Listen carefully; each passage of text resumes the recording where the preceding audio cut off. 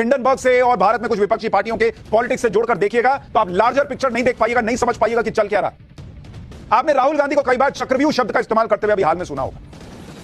मैं आपको दिखाता हूं चक्रव्यूह कैसा बनाया जा रहा है नरेंद्र मोदी और भारत के खिलाफ। इस चक्रव्यूह को आपको देखना चाहिए।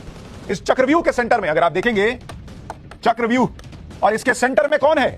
इसके सेंटर में है मोदी। और जिन लोगों को नरेंद्र मोदी के आगे भारत दिखना बंद हो जाता है वो देखें कि कैसे वो भारत को टारगेट करते हैं। और इस चक्रव्यूह को अगर आप देखेंगे, अगर आप इसको सेंटर मानते हैं तो इसकी अलग अलग लेयर्स हैं, जिसको अगर आप देखेंगे जिसमें भारत को घेरने का प्रयास हो रहा है। अगर आप अलग अलग लेयर्स देखते जाएंगे तो मैं आपको बताता हूं ये लेयर्स क्या है। इसमें अगर आप देखेंगे सबसे अंदर का जो मार्केट है, अंदर का लेयर है, वो है शेयर मार्केट और इकोनॉमी। बॉस, भारत की इस वक्त सबसे बड़ी ताकत क्या है कि भारत दुनिया की सबसे तेजी से दौड़ती अर्थव्यवस्था है और अगर यह नरेंद्र मोदी को रोकना है तो भारत की इकोनॉमी को टारगेट करना होगा। इसलिए चक्रव्यूह रचा जा रहा है। कभी यह बोलकर कि एलआईसी का पैसा डुबा दिया मोदी ने, कभी यह बोलकर कि बैंकों का पैसा डुबा दिया मोदी ने, और कभी यह बोलकर हिंडनबर्ग की रिपोर्ट के सहारे कि भैया मार्केट तो गया, पैसा तुम्हारा गया। क्योंकि एक बार इकोनॉमी गिर गई, एक बार भारत की रफ्तार धीमी पड़ गई तो फिर नरेंद्र मोदी को रोकने में काम आएगा। लेकिन यह चक्रव्यूह का पहला लेयर है। इसके बाद आप देखिए ये जो लेयर है दूसरा, इसमें है अग्निवीर, देश की सेना।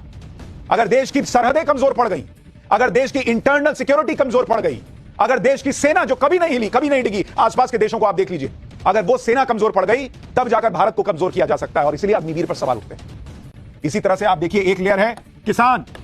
जो लोग 60 साल राज करने के बाद किसान को एमएसपी की गारंटी नहीं दे पाए हर फसल पर, वो आज अचानक कहने लगते हैं कि एमएसपी का पे कानून बन जाना चाहिए। यह सिर्फ प्रयास है कि कैसे किसान सड़क पर आए, कैसे अग्निवीर के नाम पर देश का जवान सड़क पर आए। और इससे भी जब नहीं मन भरता तो अगली है जाति जनगणना।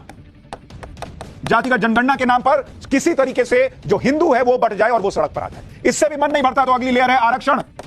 आरक्षण खत्म कर देंगे, इस बात पर बहकाओ, सड़क पर उतारो। इससे भी मन नहीं भरता तो फिर बोलो मुसलमान खतरे में है, मुसलमान को टारगेट करो, कम से कम वो सड़क पर आए। और उससे भी मन नहीं भरता तो बोलो संविधान ही खत्म कर देंगे, नरेंद्र मोदी देश खत्म कर देंगे। ये अलग अलग लेयर है बॉस इस चक्रव्यूह के, और इसके बीच में टारगेट पर चारों तरफ से नरेंद्र मोदी है। और चूंकि नरेंद्र मोदी के चक्कर में ये लोग भारत को टारगेट कर लेते हैं, इनको समझ ही में नहीं आता। इस चक्रव्यूह को समझिए।